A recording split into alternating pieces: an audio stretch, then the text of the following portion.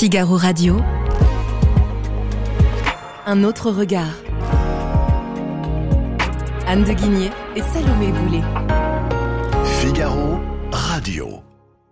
Bonjour Anne de Guigné. Bonjour Salomé Boulet. Dans votre chronique Un autre regard cette semaine, vous vous penchez sur un sujet peu étudié en économie et pourtant crucial, le sommeil. Et oui Salomé, parce qu'il existe de nombreuses études d'économistes sur la manière dont les individus répartissent leur temps entre différentes occupations. Et les économistes sont notamment passionnés de savoir comment les gens font leur allocation entre le travail et des activités non marchandes. Mais le sommeil était en effet jusqu'ici peu étudié, jusqu'à ce que 3 économistes chiliens, Rodrigo Wagner, Cristian Jara et Francisca Pérez, s'emparent du sujet. Ils ont fait un travail de titan, ils se sont penchés sur des données concernant des actifs de sexe masculin. Et le résultat de leur étude est tout à fait surprenant, Salomé. Il montre qu'aussi bien au niveau individuel que macroéconomique, plus on s'enrichit, moins on dort. Donc ça vaut dans la vie privée, mais aussi au niveau des États. Plus un État est riche, moins sa population dort. Et donc c'est le cas en France. Salomé, ça c'est un petit peu la faiblesse de notre point de vue de l'étude, c'est que la France n'est pas étudiée. Mais en revanche, il y a des données tout à fait passionnantes sur d'autres États. Je vais vous citer par exemple le Danemark, un des pays les plus riches au monde, selon la Banque mondiale, une richesse par habitant de 74 000 $.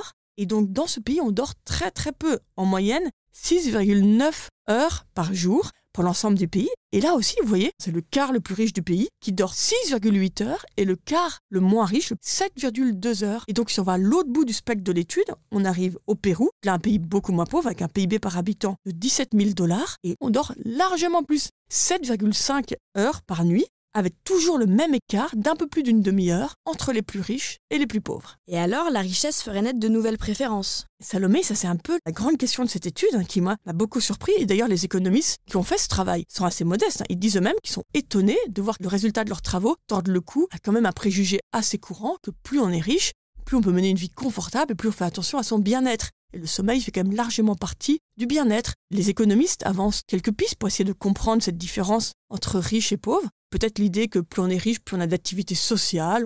Mais ils n'ont pas vraiment de solution. Je les cite. Cette différence peut provoquer des préférences liées à l'augmentation des revenus ou du fait que les pauvres sont moins en mesure de se permettre ces autres activités non professionnelles alternatives. Mais bien souvent, les courtes nuits témoignent d'un état d'anxiété. Faudrait-il alors interpréter les résultats de cette étude comme la démonstration d'un mal-être des plus aisés ? Salomé, ça semble absurde. On est quand même dans des sociétés qui valorisent énormément les succès économiques. Et puis évidemment, quand vous avez de l'argent, vous avez plutôt moins de problèmes que quand vous en manquez.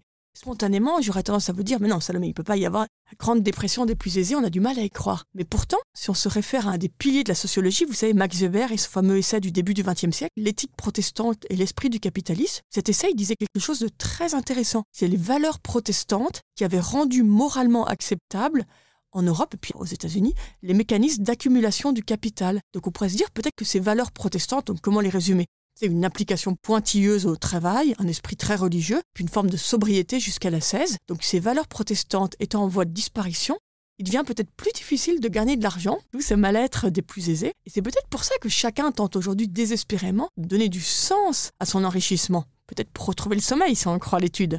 Et on voit qu'il y a différentes pistes. Donc dans la Silicon Valley, vous savez, les grands milliardaires, Elon Musk et ses confrères, eux, ils ont une obsession, faire disparaître la mort. Donc eux, ils disent, leur entreprise sur Terre, c'est d'aider tous les hommes à atteindre l'éternité en faisant disparaître la mort. Donc leurs ennemis, qui sont, on peut dire, les fameux patrons hôtes que Donald Trump combat ardemment, eux prétendent, par leurs grandes entreprises, anéantir les inégalités. Alors, en Chine, c'est une toute autre histoire. Les capitalistes chinois qui sont vraiment sous la férule de Pékin, eux disent qu'ils vont rendre à leur pays sa majesté d'antan. Et puis en France, pourquoi gagnerait-on de l'argent ? En France, on a beaucoup de chance, c'est l'État qui donne la réponse. Il l'accorde aux plus aisés, à ceux qui s'enrichissent, le grand privilège de financer l'une des plus florissantes sphères publiques du monde.